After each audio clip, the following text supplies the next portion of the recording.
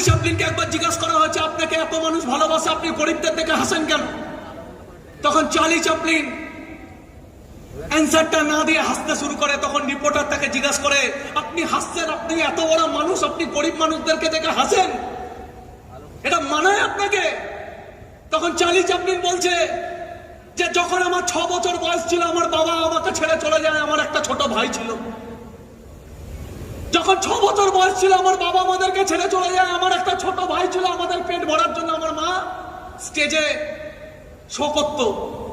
আমার মা এত ডিপ্রেশনে ছিল, আমাদেরকে চালাতে পারছিল না। একদিন স্টেজে পারফর্ম করতে করতে আমার মায়ের গলা খারাপ হয়ে যায়, আমার মা বোবা হয়ে যায়। তখন অডিয়েন্স আমার মাকে ঢিল চড়ে। সেই দিনকে দাঁড়িয়ে আমার মায়ের কষ্ট দেখে আমি প্রথম স্টেজে আসি, আর সেদিনকে পারফর্ম করি। সেই দিন থেকে আমার স্টেজে জন্ম হয়।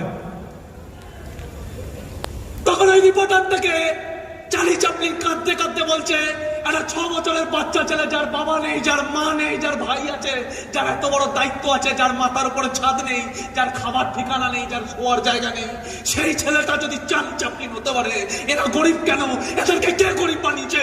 এদের মা বাবা আছে, এদের ছাদ আছে, এদের সবকিছু আছে, তাহলে এরা গরিব কেন? এই অ্যান্সার আমাকে দিন, এরা গরিব কেন? কারণ এরা গরিব ভাবেই মরতে চায়।